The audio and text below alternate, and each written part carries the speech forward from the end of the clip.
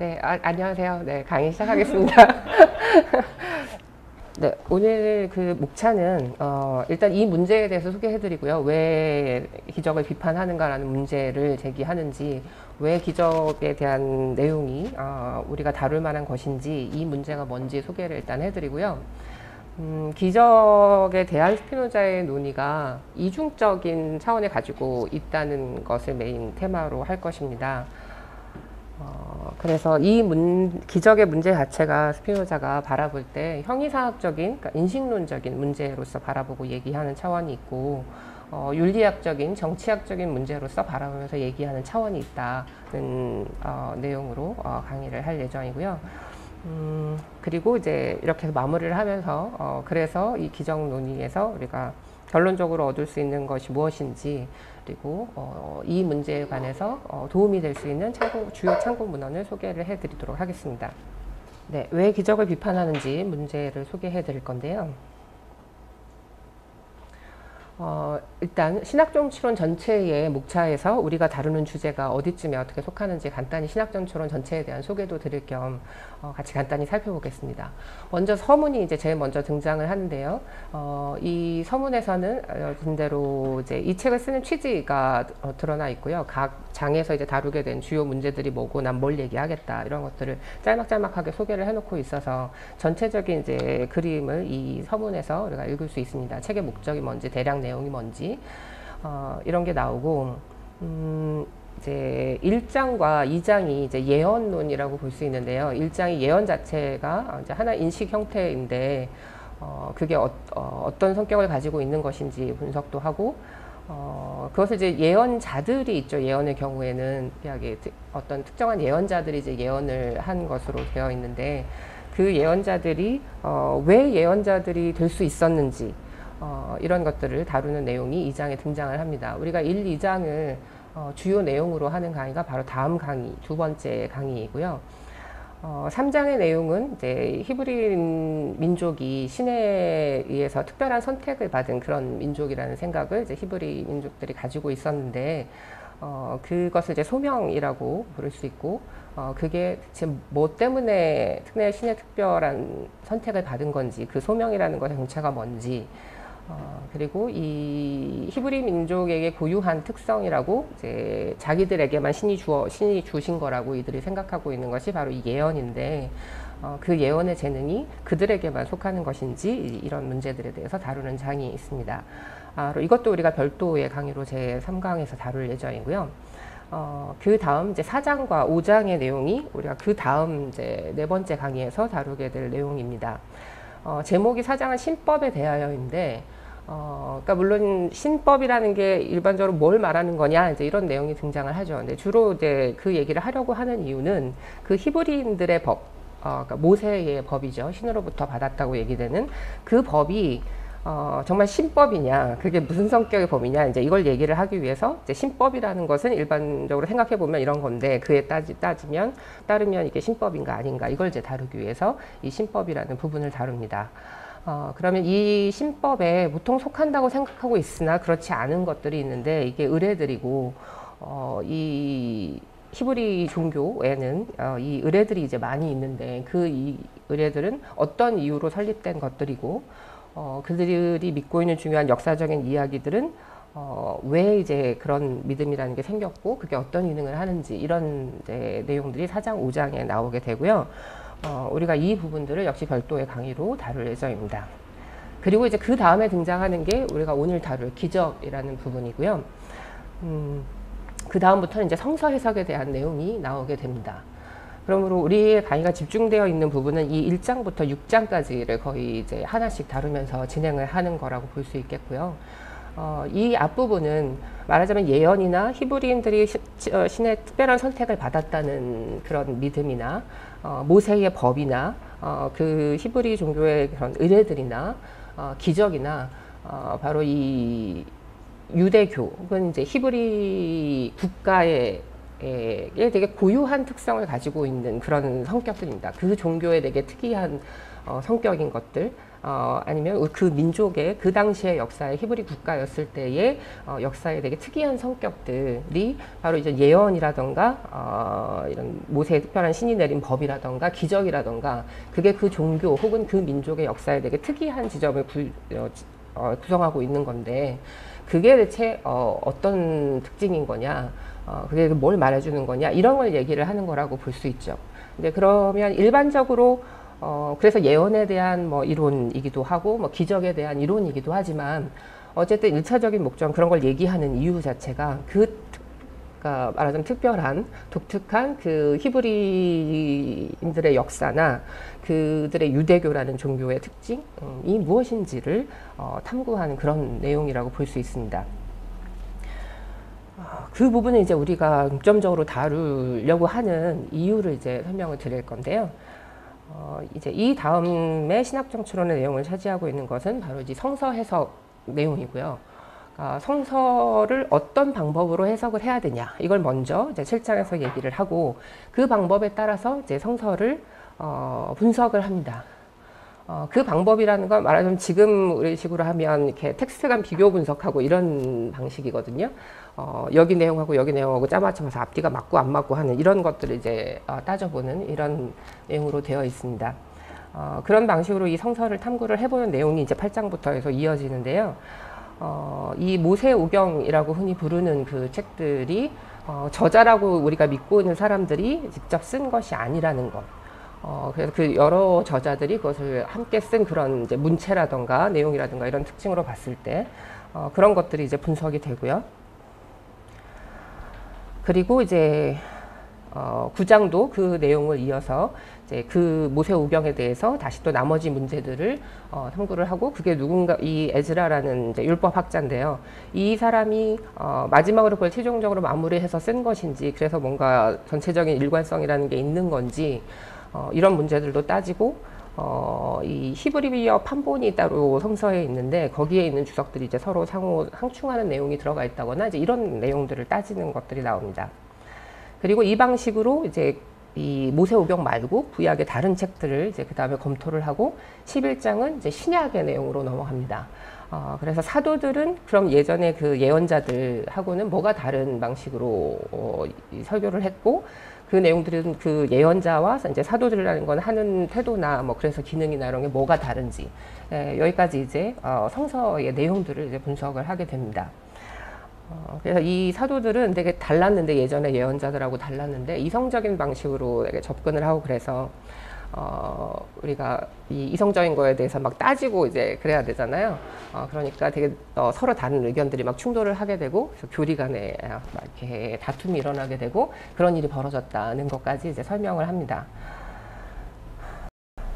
제 성서의 내용을 이렇게 살펴본 내용은, 그럼 이제 여러분은 한마디로 얘기를 하면 이 책들은 신이 이렇게 직접 우리한테 딱 내려줘서 여기 신의 말씀이다 하고 성서를 딱 줬다고 생각을 하고 있는데, 사실 성서를 이렇게 텍스트 비교 분석을 하면서 이렇게 살펴보면 그런 것 같지 않다. 저자들도 되게 여러 명이고 이 사람이 썼다 그랬는데 사실 따져보면 그 사람이 전혀 쓸 수 없는 이런 상황이 있고, 그런 것들을 따져보면 사실 그냥 이것은 하나의 책이고, 그래서 많은 사람들이 거기에 관여되어 있어서 역사를 지나서 이제 거쳐오면서 뭐가 좀 바뀌기도 했고 뭐가 더 들어가기도 했고 이제 이런 흔적들이 있는 그런 책이다. 그러니까 한마디로 성서가 훼손되었다라고 얘기를 하는 셈이죠.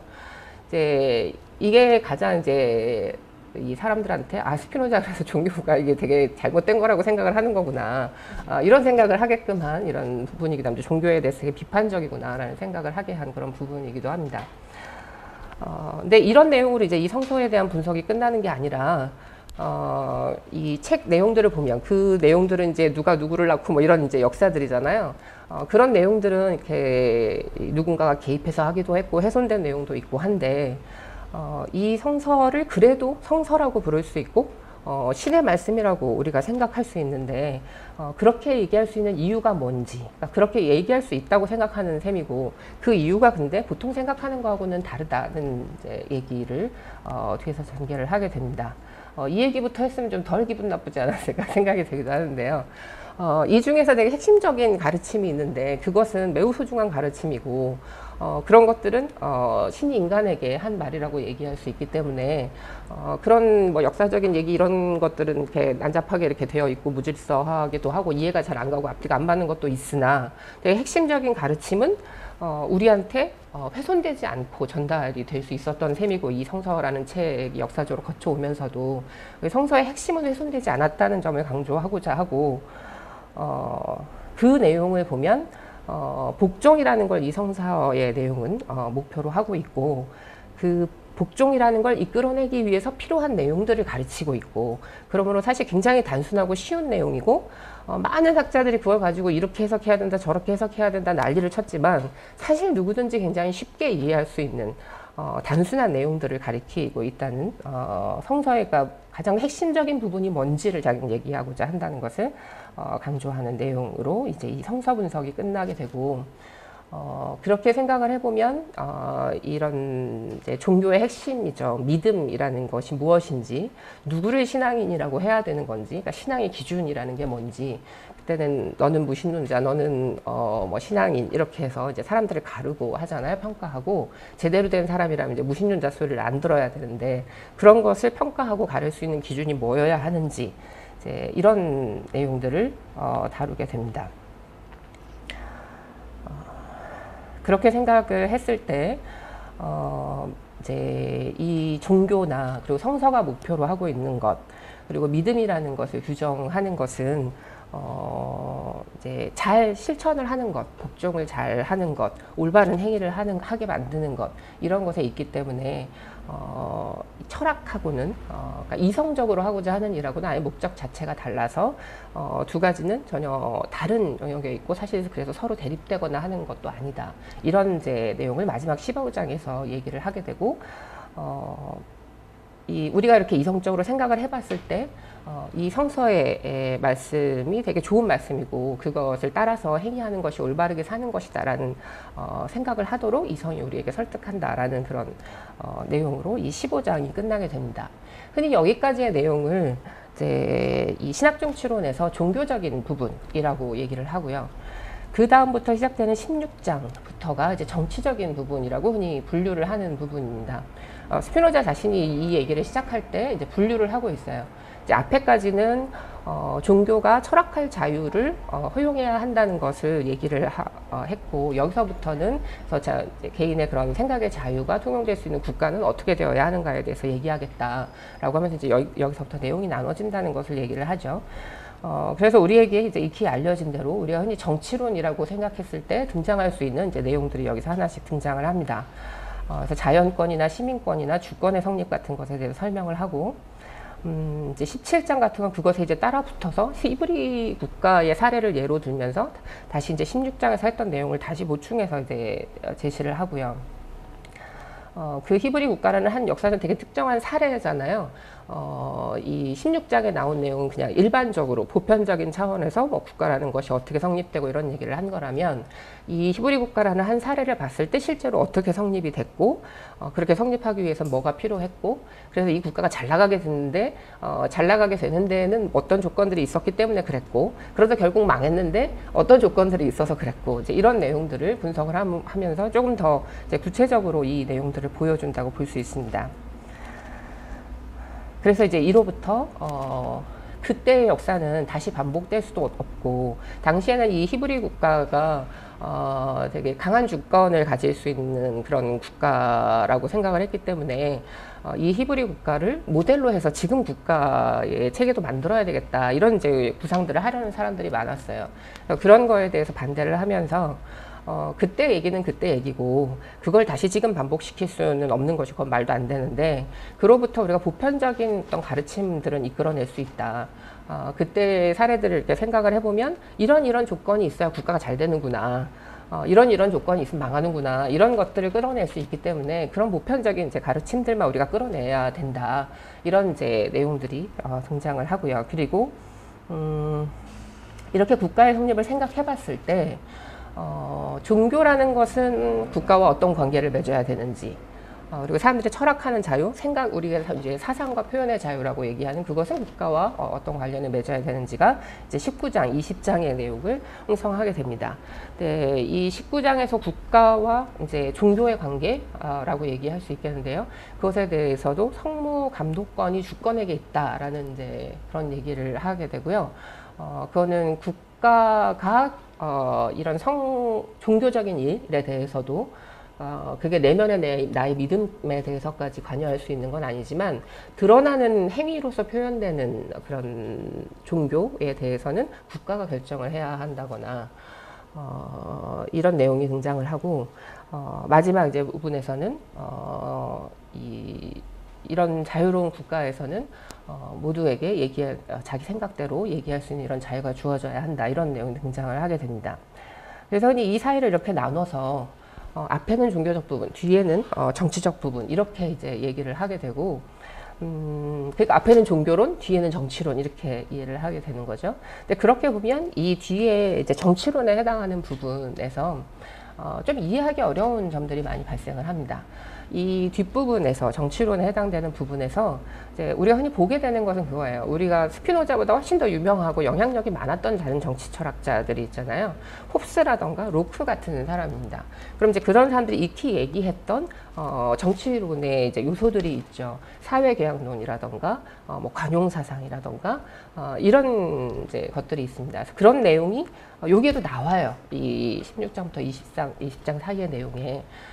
그러므로 스피노자도 그런 사람들하고 비슷한 정치 철학인 거구나. 그래서 이제 그런 내용들이 등장을 하는구나 라고 생각을 하게 되거든요. 이제 16장도 그런 사회개혁론 같은 게 이제 등장한다고 볼 수 있고 19장 같은 데에서 그러니까 종교가 정치에 종속돼야 한다 말하자면 이런 내용이기 때문에 이것도 홉스랑 비슷하구나. 되게 표현의 자유가 있어야 한다라고 얘기하니까 이거 관용사상하고 되게 비슷하구나 이제 이렇게 이해를 하게 됩니다.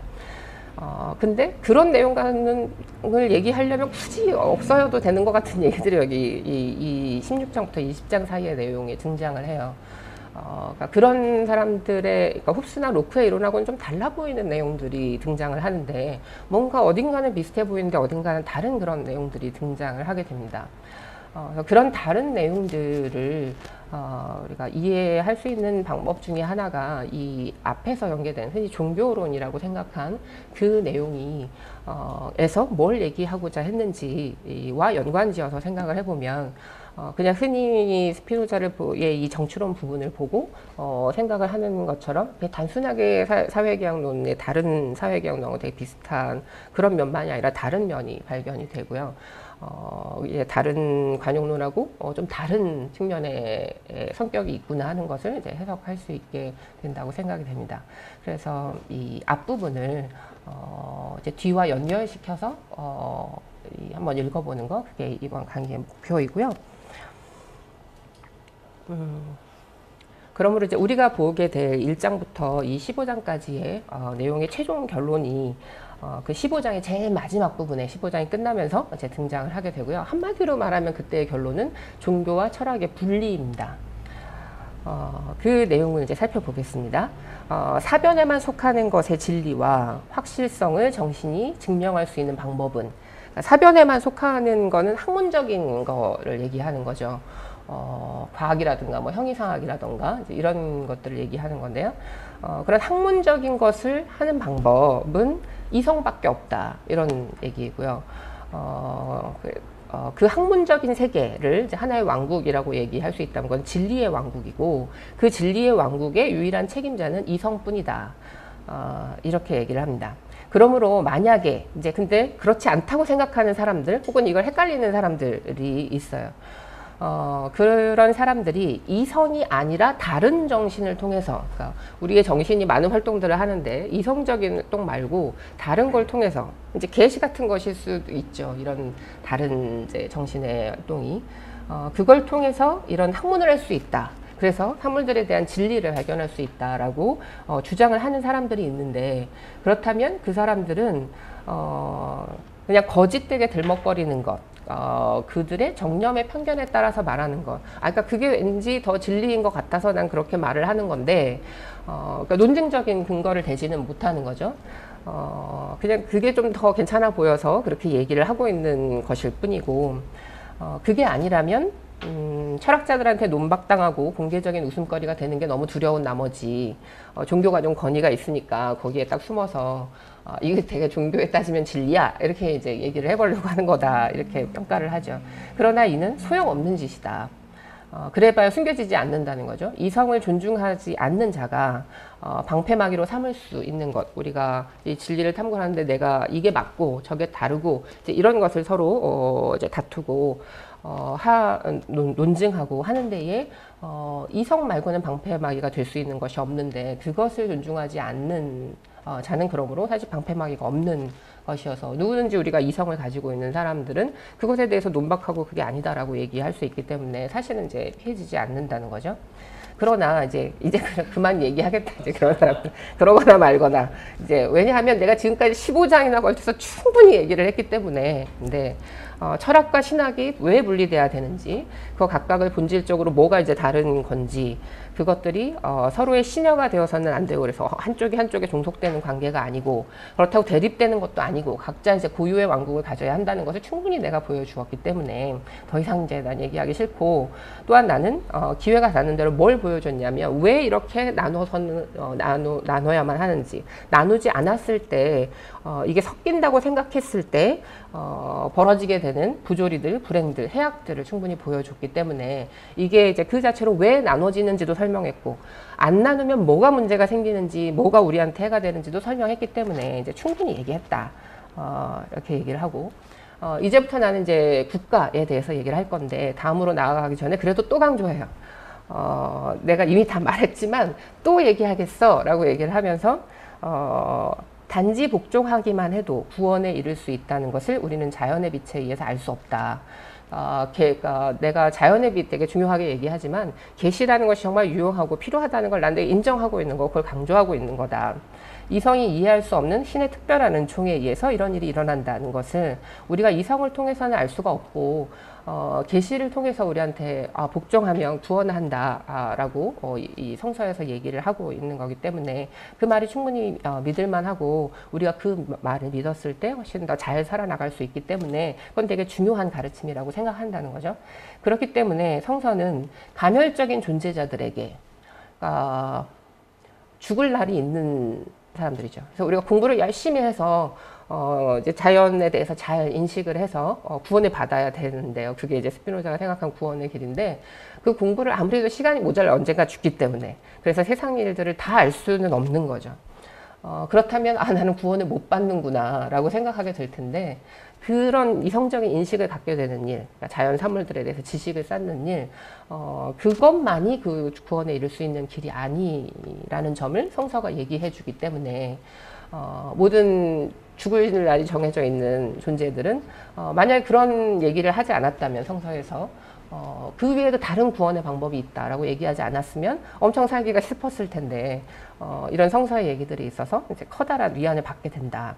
모든 인간들이 복종할 수 있는 것은 왜냐하면 절대적으로 다 할 수 있는 일이기 때문에 이성적인 인식은 특별한 재능이 있어야지 할 수 있는 거지만 그래서 똑똑한 사람이 되는 건 되게 힘들죠. 그런 재능은 없는 사람들에게 하기도 어렵고 그런데 모든 사람이 할 수 있는 방식으로 구원을 받을 수 있다라고 얘기를 하고 있기 때문에 이건 되게 소중한 가르침이고